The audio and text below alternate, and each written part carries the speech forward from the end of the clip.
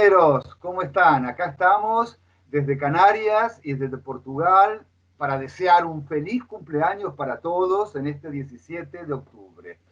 Nos encontramos con una concejala de la isla de Canarias, Conchita, un encanto de mujer, pero le voy a pasar la palabra a Sonia que explique bien porque es en su territorio que está esta concejala. Sí, buenas tardes a todas, todos, todes. Y bueno, nada, queríamos contarles que nosotros nos encontramos y estuvimos hablando con una concejala del Ayuntamiento del Rosario, de la isla de Tenerife, acá en Canarias, que nos vino a contar, a enseñar, a informarnos sobre las políticas sociales que se implementan tanto en Canarias y en España y en el sur de Europa. Por eso estamos Portugal y Canarias, ¿no?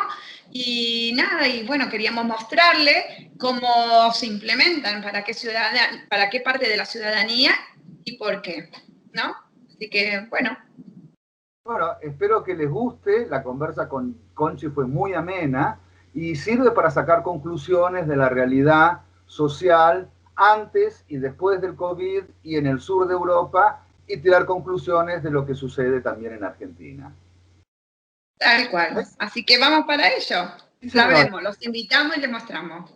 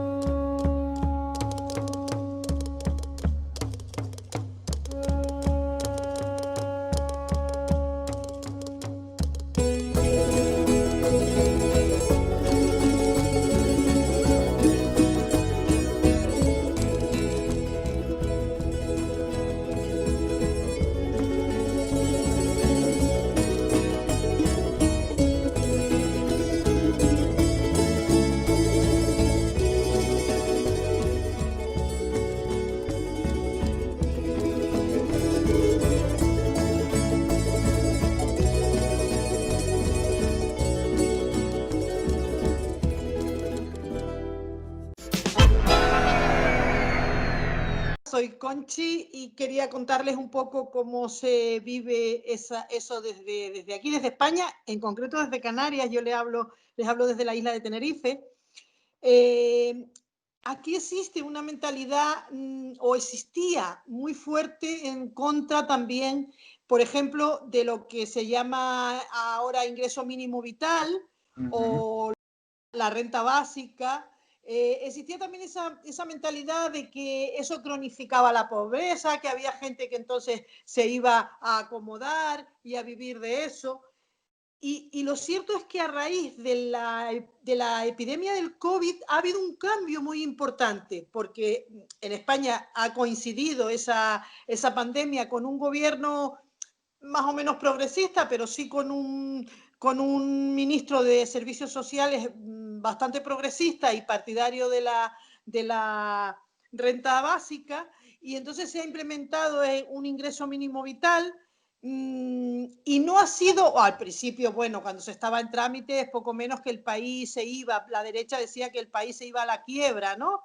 Y ya llevamos unos meses, todavía no está extendido, pero es porque hay un proceso también administrativo un poco engorroso. Pero bueno, el país no se ha ido, se ha dotado de presupuesto, de financiación, estas ayudas, y el país no ha caído. Y de hecho se ha visto con una cierta normalidad, porque la epidemia ha puesto en evidencia lo vulnerables que somos, ¿no? Cuando se pierde la actividad económica tal como está concebida en Occidente, ¿no? Entonces, esa mentalidad sí que se ha atenuado un poco, siempre hay gente que está en contra. Y luego a nivel, por ejemplo, que nombrabas de salud y educación, lo que hemos vivido es, a raíz de la crisis de 2008, una pérdida de derechos. Nosotros teníamos una enseñanza, todavía existe, obligatoria, pública, gratuita, hasta los 16 años, pero tuvimos antes de la crisis de 2008 una enseñanza secundaria con una oferta pública muy grande, que prácticamente no existía la enseñanza privada para la secundaria. Existían algunas ciudades como Madrid, Barcelona, pero en otros sitios eran muy minoritarias. A raíz de la crisis de 2008 sí que ahí se han perdido mucho y la enseñanza secundaria, la no obligatoria y la universitaria se ha privatizado muchísimo. El sistema de salud persiste, pero también a raíz de las crisis ha ido perdiendo fuelle. La crisis del COVID también ha puesto en evidencia ese adelgazamiento del sistema de salud que era muy potente y ahora en los últimos meses pues se están implementando más ingresos, más financiación para el sistema de salud. No sé, y después ya pues hay, como saben, España es un país con comunidades autónomas y los servicios sociales y las prestaciones, las ayudas, pues hay ayudas que son estatales y luego hay ayudas autonómicas.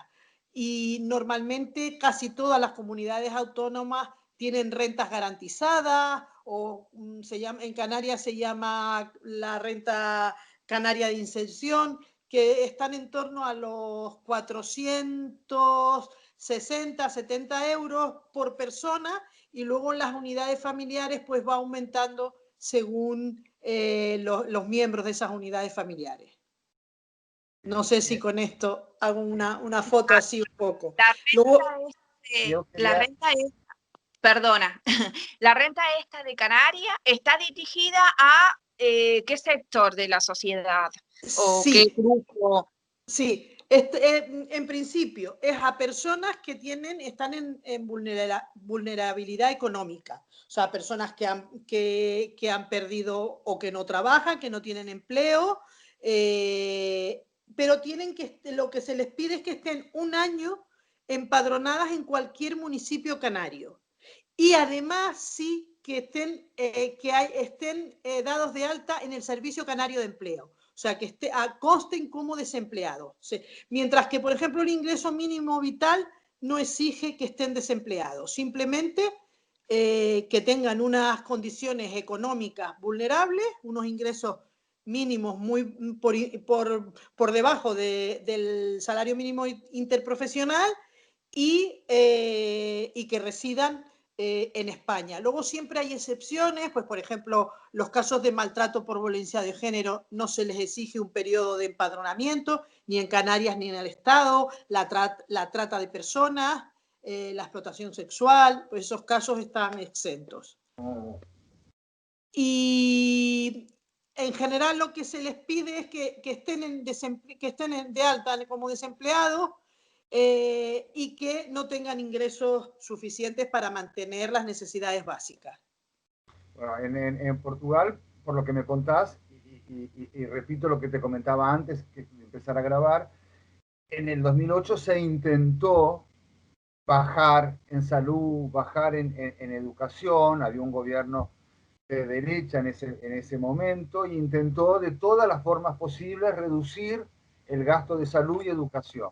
Pero no consiguió, por lo que te decía, es decir, la salud y la educación está en la Constitución, que se hizo en el año 74. Entonces, cada proyecto que intentaba o crear una parcería público-privada o tirar dinero de educación o de salud, el Tribunal Constitucional vetaba diciendo, no, disculpen, esto no es constitucional, que fue lo que nos protegió, porque si no, estaría pésimamente, porque podrían haber dado cabo, haber destruido todo. Si Nosotros mirábamos con envidia el caso de Portugal, ¿eh? ¿Ah, sí? Sí. Además se pone de ejemplo porque mientras aquí la crisis, claro, antes de la crisis de 2008 gobernaba el Partido Socialista, que aunque hizo muchos recortes, mantuvo más o menos el sistema social.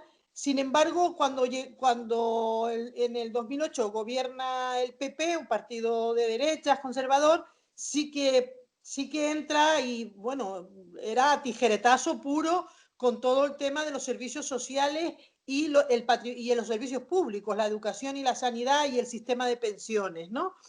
Y eso se notó, hubo un retroceso tremendo Y ahora que ha coincidido esta desgracia de pandemia con un gobierno más progresista, pues hemos ido recuperando. Aún no estamos como antes de la crisis del 2008.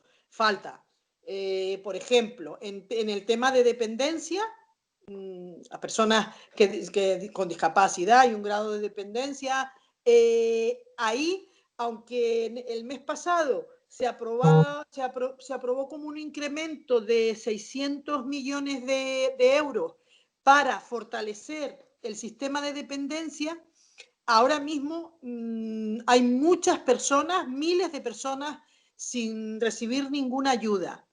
Y antes de la crisis de 2008 había un sistema de dependencia que estaba relativamente bien, que permitía, por ejemplo, que familiares cuidaran de sus familiares dependientes y pudieran estar dados de alta en la seguridad social a cargo del Estado. Eso estaba muy bien porque creaba empleo, dignificaba el trabajo de los familiares que se dedican a cuidar a sus familiares y se les hacía un reconocimiento. Con la crisis del 2008 eso se quitó y entonces tenían que pagarse su seguridad social y ahora se intenta volver un poco a esa situación. Con esos 600 millones de euros pues se quiere bajar la lista de espera que hay, que es bastante importante, de personas dependientes, y piensen que la mortandad en esas personas es alta y por lo tanto pues fallecen desgraciadamente muchas personas sin llegar a cobrarla. Y luego quieren también fortalecer el servicio de ayuda de asistencia y ayuda a domicilio, que también es un importante sector de los cuidados, ¿no? Sobre todo en dos países como los nuestros, que tenemos una gran cantidad de personas de una edad avanzada. Sí. Portugal es uno de los países que tiene más viejos en toda Europa, digamos, que no hay una renovación. Entonces, esta asistencia social a domicilio es fundamental. Sí. ¿Y cómo han resuelto en Portugal con el tema de la cuarentena y el confinamiento, el tema de las cierres de las empresas o las pérdidas de empleo? Porque... Bueno, hasta ahora hubo un layoff básicamente que abarcó a casi todas las empresas. Es decir, un layoff, odio usar palabras en inglés, pero es la palabra que usan aquí. Es como una especie de subsidio momentáneo en primer lugar a los empleados, después en algunos casos a los socios gerentes, pero ya en segunda instancia, pero se implementó un subsidio importante, se canceló el pago de la seguridad social por 6 meses, sobre todo para las empresas, que era un costo muy, muy alto, y más o menos se fue solucionando. Lo que pasa es que llega un momento que ya a esta altura no se consigue continuar con todo eso. Claro. La presión de la economía es muy alta, ¿no? Sí, aquí la ministra de Trabajo, la verdad que y su equipo y el gobierno buscaron una solución que en principio podría no ser la ideal, pero sí que ha facilitado mucho la subsistencia de muchas familias, que son los ERTE. Es un mecanismo que en general beneficiaba a muchas empresas que entraban en crisis en el 2008, beneficiaba sobre todo a los empresarios, pero permitía que los trabajadores durante un tiempo tuvieran ingresos. Entonces lo que se hace en España es que hay un ERTE por COVID. O sea, todos los empleos que se pierden debido a la epidemia se pasan a un ERTE y cobran al principio el 70% de la base reguladora, que no es exactamente el salario, es un poco menos, y estos ERTE en principio están prorrogados hasta 31 de diciembre del próximo año, de 2021. Con lo cual, pues, por lo menos ha permitido a las familias tener algún tipo de ingreso, ¿no? Eso es importante. Acá otra cosa que se consiguió, que costó muchísimo al gobierno, porque negociar con los bancos es terrible, pero se consiguió que hasta septiembre de 2021 no tengas que pagar las prestaciones del crédito de habitación. Sí, aquí los ERTES tampoco tienen que cotizar, no cotizan, pero les cuenta como cotizado a los trabajadores. O sea que los trabajadores cuando terminen los ERTES y luego, por ejemplo, vuelvan a su trabajo y lo pierdan, este tiempo les cotiza como trabajado. O sea que está bien protegido. Está bien protegido. No, yo me refería a los créditos de habitación de los bancos. Ah. Eso se hizo una moratoria y hasta septiembre del 2001 no se paga. Después te alargarán el crédito. Si tenías 10 años, tendrás 11 para pagar. Pero Vale. fue una lucha bastante fuerte porque los bancos no querían saber nada con esto. Sí.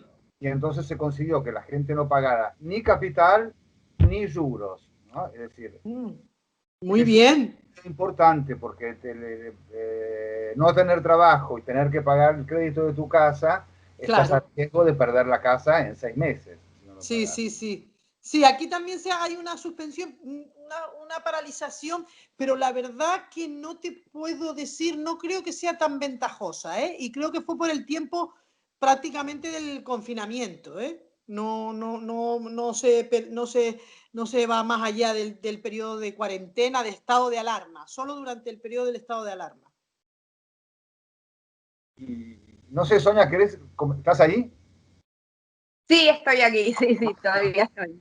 No, quería saber también con el asunto de los extranjeros, ¿no? Cuando llegan al país, no tienen papeles, quieren trabajar, eso, y no consiguen obviamente el trabajo. No sé si hay alguna ayuda para ellos o bueno, entiendo, la verdad que no sé cómo para que no estén sin nada, ¿no? Ay, me voy a tener que mover, a ver, espera, a ver si puedo enchufarlo aquí en el ordenador, porque me estoy quedando sin batería. Ah, no hay problema, le da movilidad y le da acción al vídeo, no te preocupes. Vale. Creo que lo he puesto. Sí. A ver. No, a ver, no creo que esté cargando. Sí, vale. Entonces, ¿y ahora por qué? Ah, sí me veo por ahí. Vale. Sí. Vale, disculpen. No, no es nada. Ya ahora que subí un poquitito, bajá un poquito la cámara, así no se te ve, porque se te ve solamente desde aquí. A ver. Si podés. A ver. Ahí está. ¿Ahora? Perfecto, ahí. perfecto. Vale. Vale. Sí, decías lo de ayudas a los extranjeros. A los extranjeros. Sí. ¿Los extranjeros? A los migrantes, digamos.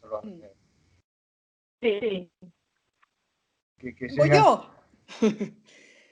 La verdad es que ese sí que es un tema terrible. En principio, si las personas, los migrantes sin papeles están empadronados, tienen acceso al ingreso mínimo vital. Desde que estés empadronado no hay ningún problema. ¿Qué pasa con los que llegan? Que, como saben, a los que se les coge, los que llegan en pateras, porque los que vienen por avión de otros países de Europa no comunitaria, pues vienen y no tienen ningún problema. Pero esto se lo lleva a los CIES, que sigue siendo una situación lacerante, porque es detener a personas que no han cometido ningún delito. Y ahí se les da manutención y unas ciertas ayudas. En general, las personas que vienen y que no están empadronados, lo que reciben son normalmente ayudas de las ONG, pues de Cruz Roja. En los ayuntamientos también hay ayudas básicas para vecinos que no tienen ingresos, pero cosas muy básicas, muy básicas. Claro, pues también todo esto no depende tampoco de nosotros, tiene que ver con reglas de la Comunidad Europea. Exacto. Ahí tenemos un tabón, porque si no pudiera... No quieren acoger a los migrantes, se les está culpando de una situación económica que los migrantes no tienen nada que ver, que realmente es la evolución de la economía, que ahora es una economía muy financiera, muy especulativa y poco productiva, ¿no? Y entonces no hay tampoco esa oferta de empleo tan grande. De todas formas, los migrantes que vienen a España trabajan y pagan impuestos como todos y tienen los mismos derechos, ¿eh? En ese sentido, sí. Ahora, los que recién llegan lo tienen más complicado, Y bueno, y si se les detiene y no tienen papeles, pues ya sabemos que los devuelven y incluso a países donde no están garantizadas las necesidades mínimas. Ese sí que es un terreno difícil, y también es verdad lo que dices, ¿no? Que tiene mucho que ver con la normativa europea, porque no se quiere entender que mientras los europeos hemos ido a otros países, a veces por necesidad, como en el caso, por ejemplo, de Canarias, donde las épocas de pobreza, de hambruna, los canarios emigrábamos masivamente a América, a Sudamérica y a Centroamérica. El europeo ha ido a expoliar al continente americano, al continente africano y al continente asiático. Sin embargo, ahora no queremos que vengan aquí personas que no tienen ni para sobrevivir, ¿no? Sí, no, y es muy injusto que se los detengan, porque en todo caso esto podría ser un delito administrativo que nos lleva a detención, pero no es un delito penal de ninguna manera. Es un tema que hay que trabajar, porque es un delito administrativo, no es penal. Correcto. No pueden ser detenidos. Y después que muchas personas que vienen aquí, por ejemplo, el sector de cuidados, hay una importante cantidad de personas que vienen sobre todo de América, de Sudamérica y de Centroamérica, vienen a trabajar y han cubierto todas esas necesidades que a veces aquí no teníamos personal para cubrirlas, ¿no? Y a lo mejor todas esas personas, algunos tienen residencia, pero todavía están poco menos que mendigando la nacionalidad, muchos que quieren obtenerla, ¿no? Y cuando en realidad pagan impuestos, ocupan puestos de trabajo necesarios, son parte del Estado. El tema de la inmigración sí que es un tema pendiente. Y aunque no paguen impuestos porque no están todavía trabajando y eso, pagan el impuesto que todo el mundo paga, pagan el IVA. Sí. Que es un impuesto muy alto y que para un rico es muy poco, pero para un pobre es mucho dinero. Sí. Ese impuesto lo están pagando constantemente, tengan papeles o no tengan papeles. Sí, correcto. Así es, sí. Sonia, vos querías hacer un paso. Sí, un tema que ahora salió, ¿no?, con el tema del COVID, que en la parte de educación, las familias que quedaron fuera de la educación presencial, ¿no? Eso se resolvió porque acá en Europa, por lo menos acá en Canarias, nos dimos cuenta, o se dio cuenta el gobierno de que estábamos bastante excluidos en la parte tecnológica, ¿no? Algunas familias. ¿Eso se pudo subsanar y cómo se subsanó?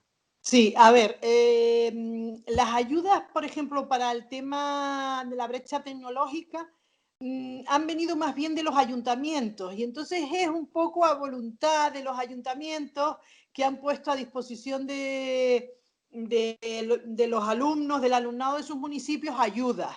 Incluso hay ayuntamientos que han hecho donaciones importantes de equipos informáticos, la extensión de la wifi. Sin embargo, otros no han hecho absolutamente nada, con lo cual hay una situación ahí de desigualdad importante, dependiendo un poco de la voluntad que hayan tenido los municipios, los distintos municipios. En general, no hay, ha habido un apoyo a los centros ahora, a la vuelta del COVID. Ha habido apoyo a los centros, y en esos momentos del confinamiento, cuando no había clases presenciales, fue a voluntad de ayuntamientos, y los centros educativos hicieron un trabajo ingente para que su alumnado pudiera acceder a... Pero claro, siempre dependía más de una voluntad que no de un derecho concedido y general, ¿no? Eso sí que el tema de la brecha digital sí que es un tema pendiente también, ¿no? Y por ejemplo, en el municipio donde yo estoy, que soy concejala de la oposición, no ha habido forma de sacar una sola medida de ayuda a los centros y, y al alumnado durante el confinamiento. ¿No? Hicimos toda la oposición, además, de diferentes espectros ideológicos, hicimos una propuesta de hacer un diagnóstico de las necesidades del alumnado y sobre todo también con el tema de la wifi, de la conexión. Y nada, todas las mociones que presentamos fueron rechazadas. Ahora hemos hecho una nueva intentona a la vuelta porque también deben ponerse medidas compensatorias, ¿no? Porque el alumnado perdió mucho tiempo de clase. Y a los centros no se les puede pedir todo el esfuerzo a los docentes que están en los centros y a la comunidad educativa. Creemos que los municipios tienen que poner. Y aquí, por ejemplo, no son muy receptivos. Sin embargo, sí sabemos de un montón de municipios que han puesto todos sus recursos para apoyar a los centros. Mira, en Argentina, por suerte, ahora en esto tenemos una ventaja, que por suerte este gobierno hace pocas semanas puso un decreto donde declara que la Internet y la telefonía es un servicio público y esencial, que no se puede aumentar sin el aval del Estado y que hay que para crear conectividad en todo el país. No te imaginas cómo se puso la derecha con eso. Se volvieron locos. Sí, sí, sí. Es que les decís, no te van a aumentar y vas a tener mejor servicio, y es un servicio público y esencial, que es fundamental. ¡Qué bien! En pandemia, y no lo entienden, lo critican. El tengo que pagar el internet a los que no trabajan. Ese tipo de discurso ridículo, ¿no? Sí. Más pues muy buena iniciativa, porque es verdad que los medios de comunicación hoy más que nunca son un servicio público. Fue muy buena iniciativa y en eso estamos bastante orgullosos de haber conseguido. Muy bien. No, aquí estamos expensas a las empresas a que pongan los precios que a ellos les parezcan. Hay libertad, mucha libertad total. Sonia. Sí, no, es que tengo que poner el mute, por eso. No, bueno, pasa que Conchi también tenía bastante trabajo, que están con las primarias de la agrupación donde ella pertenece, y bueno, nos dio este tiempito para poder hablar un poquito de las ayudas que se implementan aquí en España, ¿no? Para poder compararla en Portugal, que casi que Portugal está mejor, vamos a decir, y que en Argentina, donde hay un discurso bastante discriminatorio con asuntos de las ayudas que se le da a aquellos ciudadanas que tienen un salario mínimo bastante bajo, abajo del salario mínimo que tener, ¿no? Pero por eso queríamos molestarte más, sacarte más tiempo, porque sabemos que están con todo este tema. Así que no sé si Juan tiene alguna otra. No, yo agradecerle esta oportunidad y este encuentro, agradecérselo, y yo creo que hablar de estos temas va a ser cada vez más importante, porque efectivamente el mundo del trabajo y el mundo de la producción no es el mismo que se vivió en el siglo pasado, en el siglo XX y en el siglo XIX, y que la sociedad evoluciona, va cambiando y va a haber sectores de la población que no van a tener ingresos, y yo personalmente soy partidaria de una renta básica universal, que las personas, por el hecho de ser personas cuando nacen, tienen garantizadas sus necesidades básicas, bien vía un ingreso económico o servicios públicos, como decías tú, de Juan, ¿cómo era? ¿Juan o Jesús? Juan. Como decía Juan, en educación, en sanidad, en servicios de comunicaciones, que haya pensiones, que esos sean servicios protegidos por la Constitución y que estén garantizados. Yo creo que vamos a una sociedad así, y estoy segura que ninguna persona que puede, las personas quieren trabajar, queremos trabajar, es una parte de nuestra forma de vivir, y por lo tanto solamente se acogerán a esas ayudas cuando no quede otro remedio, cuando no haya otra necesidad, ¿no? Por lo tanto, yo es que lo tengo clarísimo, ¿no? Y que en la vida hay que hacer algo más que trabajar para vivir, hay que, Claro, ¿sabes? hay que vivir Hay que claro. vivir, sí. Y también un tema interesante es el tema de las jubilaciones y las pensiones, ¿no? Incluso también creo que... Yo no sabía, me enteré hace poco tiempo de que en algunos países nórdicos hay solo una jubilación, que son Sí, 1.000 euros para todo el mundo. para El todo el que mundo. aportó mucho dinero gana 2.000 euros. El que aportó poco también gana 2.000 euros. Porque la teoría es, el que ganó mucho dinero, si no supo guardarlo para tener una vejez, para darse lujos, bueno, problema de él, pero saben que con los 2.000 euros tiene los mínimos garantizados y no hay pensiones mínimas y pensiones, es como esta cosa del salario mínimo, ¿por qué tenemos un salario mínimo y no tenemos un salario Sí. máximo? Exacto. Sí, yo creo que sí, que debería haber pensiones ahora mismo, tal como está el tema. No vamos a darle esta idea a España, que siempre quiere estar metiendo los empresarios en la mano en el saco de las pensiones, que en España es por aportación de los trabajadores, pero sí es verdad que tiene que haber una pensión mínima y una máxima. Yo también lo veo. Y una última pregunta de mi parte, porque esto es curiosidad solamente. ¿En dónde militas en España? En Podemos. Me alegro mucho, compañera. Sí. Entonces, Sonia, si querés cerrar vos. ¿Se nos fue Sonia? No, está ahí parada. Ah, bueno, por ahí. Quería comentarle a Oli, si ella no tiene cosa, y a lo mejor no... Estoy aquí, no sé si me dirigí más de casa, o sea, ¿no se escucha bien? Perdón. Ahora no. A ver. Ahora. Sí, mejor, ahora sí, mejor.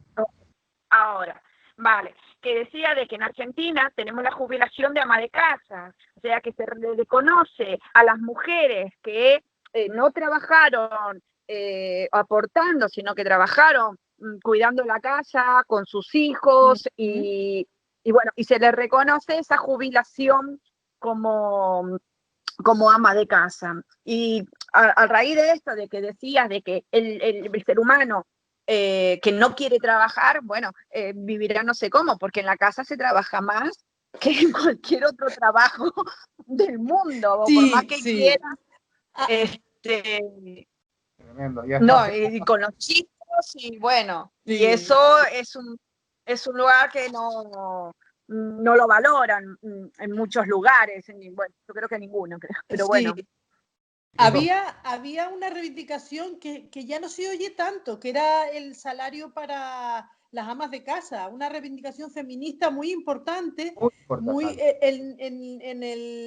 las feministas históricas, las italianas sobre todo, había un momento de exigencia de ese salario, sin embargo no llegó nunca a cuajar, y yo creo que ahora es el momento otra vez de retomar ese tema, ¿no? Porque en una sociedad pues, con muchas personas mayores, con una natalidad baja, el hecho de que se retribuya el trabajo doméstico, el trabajo de las amas de casa, que es un trabajo que además en el PIB cuenta mucho, porque son un montón de trabajos no remunerados que si se tuvieran que pagar sería mucho dinero, ¿no? Y aquí en España lo que hay es una cosa que se llaman pensiones no contributivas, que se les da a esas mujeres que cuando llegan a la edad de jubilación no han trabajado nunca y entonces tienen es muy baja, es muy poco dinero, y también son, me parece que 380 euros. Y a los niños el ingreso por hijo menor también es una pensión no contributiva que se les da a las familias sin ingresos, que ahora con el tema del COVID, con el ingreso mínimo vital, a todas las familias que cobraban el ingreso por hijo menor, se les dio el ingreso mínimo vital. Correcto, sí. No, y no es que no, estas personas que no trabajaron nunca, trabajaron toda la vida, lo que no hicieron fue aportar porque no tenían un empleo que sean los aportes. No cotizaron, es lo que hay que decir. De las empleadas de servicio doméstico en las casas, que recién hace en el gobierno anterior de Cristina se consiguió que sea obligatorio pagarle la seguridad social, pagarle un sueldo y cotizar, porque hasta hace 10 años atrás o 7, las empleadas domésticas no tenían jubilación porque nunca en su vida habían cotizado, porque los patrones nunca depositaron un peso para sus pensiones y jubilaciones. Sí. Fíjate, a raíz de, no el trabajo doméstico, sino las empleadas del hogar, a raíz de la pandemia, cuando se establecen los ERTE, claro, son personas que están dadas de alta en el sistema de seguridad social, en el sistema de empleo. ¿Qué pasaba en España? ¿Qué pasa con las empleadas del hogar? Que tienen un régimen diferente. No tienen derecho a desempleo, no tienen derecho a un montón de cosas. Y entonces quedaban fuera de los ERTE. Y afortunadamente hubo una presión ahí, hubo sensibilidad por parte del ministerio y se les incluyó también. Pero estuvieron un tiempo desamparadas. Y es también un tema, el desprecio a los trabajos de eso, pues en el hogar, los cuidados a las personas dependientes, son trabajos minusvalorados y precarios, muy precarios. Sí, sí, sí. Bueno, nada, no te sacamos más tiempo, Conchi, pues sabemos que estás con todo este trabajo de las primarias y agradecerte personalmente yo, Juan desde Portugal y todos Argentinos para la Victoria, que dentro del sábado que viene cumplimos 10 años de militancia. Agradecerte esta participación y estos comentarios y en noticias, ¿no?, que nos das para poder difundirlo a todos nuestros compatriotas también, para que sepan de que en Argentina, que en España, tanto en Argentina, siempre hay personas que necesitan del Estado y que el Estado tiene que estar presente. ¿No, Juan? Vale, Conchi, muchísimas gracias, te agradezco mucho, me encantó conocerte, sos muy simpática además. Y mucha suerte en esas primarias. Venga, gracias a ustedes por un placer. Hasta un placer. Pronto.